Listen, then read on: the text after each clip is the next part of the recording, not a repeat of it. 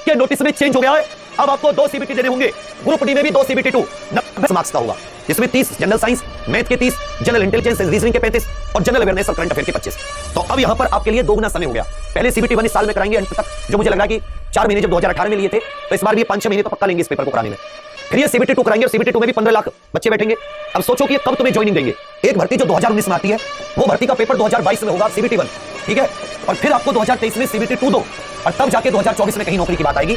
पूरे 5 साल पंचवर्षीय योजना होगी। जो बच्चा इस भर्ती के लिए इतना इंतजार कर रहा है, उसके साथ इतना छल कपट धोखा किया है। क्या इससे पहले एक सीबीटी 2 में सब कुछ नहीं हुआ था? क्या आप इस चीज से खुश हैं? ये समय बर्बाद करने वाली बात है।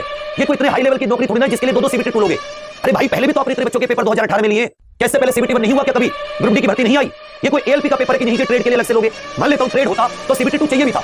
ये कोई ट्रेड का पेपर है?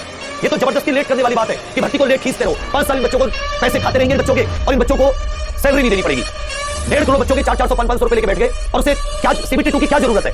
जबकि हम कोचिंग वालों के लिए तो बहुत फायदा है। हम लोग तो सीबीटी 2 के लिए भी कोर्स निकाल सकते हैं। लेकिन ये बच्चे के साथ गलत है, ये बच्चे के साथ अन्याय है सरासर। वो सड़े हुए लोग जो ये नहीं बता सकते, वो जो कि मतलब एनटीपीसी में अन्याय हुआ है, उसमें उसके नोटिफिकेशन में चेंज नहीं कर सकते। जबकि कुल 3,84,000 बच्चे बुलाए, 3,16,000 बच्चे और बुला सकते थे, उसके नोटिफिकेशन में चेंज नहीं किया, और एक ग्रुप डी में एक नई चीज लाके रख दी। सीबीटी 1 मतलब कि ग्रुप डी की नौकरी, पायलट की नौकरी दे रही है, तनख्वाह करो फिर 2 लाख रुपए बच्चों के लिए। 4 सीबीटी 2 ले लो।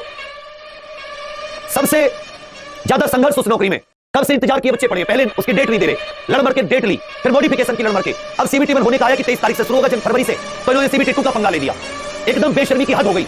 इसने तो इनको आईएएस, आईपीएस और आईआरएस बनाया, आईआरएमएस बनाया। कौन से एग्जाम करके बहुत गोबर बुद्धि आके बैठ गए एकदम। भाई सिंपल सी बात है देखने में। एक सीबीटी 2 ऐसा क्या कर लोगे सीबीटी 2 के लिए?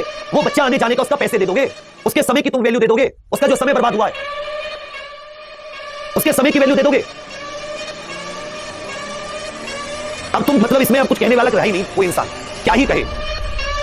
क्या आप लोग इस चीज से खुश हो? यह चीज गलत है, याद रखना। यह हमारे लिए कोई इसमें नुकसान नहीं है, हम टीचरों के लिए तो और कोर्स निकालने का जरिया है, परंतु यह बड़े लेवल पर गलत है, बहुत ज्यादा गलत। कि पहले सीबीटी 1 अब सीबीटी 2 के लिए उलझो, और कुछ नहीं किया। वही सब्जेक्ट, बस कहां पहले 100 नंबर का था, 120 का कर दिया। जहां पहले 100 नंबर का था, वही 120 का कर दिया। अब है तो इसको बदले, अब तुम्हें करनी पड़ेगी सीबीटी 2। अब करो 2030 तक इनका इंतजार। ये कभी भर्ती देंगे, फिर पीटी लेंगे, फिर इनका कब जाके फाइनली बच्चों को सिलेक्शन देंगे। मतलब एकदम हद हो गई एकदम। ऐसे थोड़ी ना कि 2019 से बिठा रखा था। अरे अब तो एक सीबीटी 1 लेकर, और क्यों 15 गुना बुला रही? जितने बच्चे थे सबकी तैयारी है, जिसका होता 1 लाख में हो जाता, उसका तो तुमसे लिया नहीं जा रहा। यहां तुम 15 लाख बच्चों का ले लोगे, उन 7 लाख बच्चे तो तुम एनटीपीसी में पूरे किए नहीं जा रहे।